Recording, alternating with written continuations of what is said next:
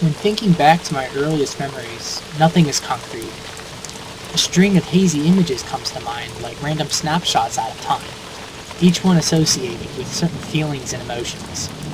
They are imbued with mystical dreamlike quality, a gift born of childhood naivety.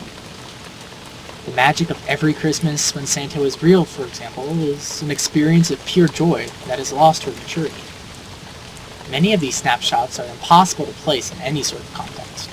They're just there, sunken in the crevices of the brain without rhyme or reason. Playing with my dad's beard in the wood-paneled room, him smiling down at me, comforting.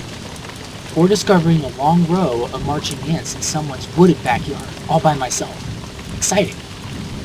Some of them don't even seem real in hindsight. Did I actually fall from that tree by the lake only to land on my feet without a scratch? Was that really a dream?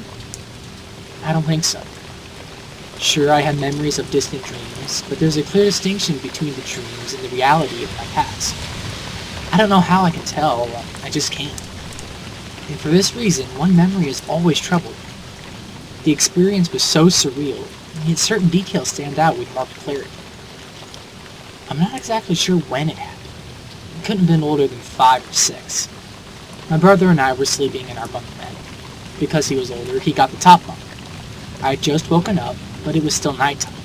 Something felt different. I remember seeing and smelling the rain, but not hearing it. A window was open, and it was very cold in the room.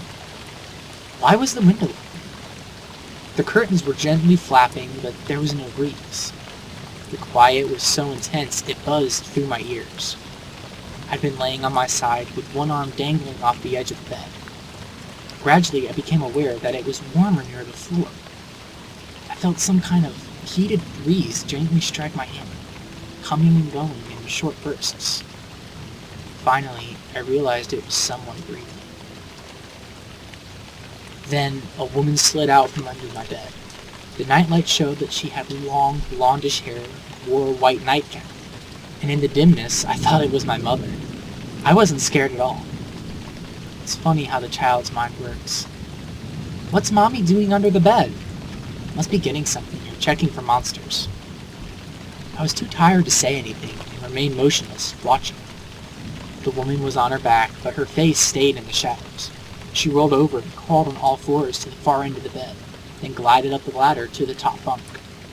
Her every movement was silky smooth and completely silent. She reminded me of a white ribbon dancing in the wind. I closed my eyes and fell back to sleep. I also remember my brother telling me about a weird dream he had the next morning. He dreamt of a woman who lived under the floor and came out at night to play in the rain.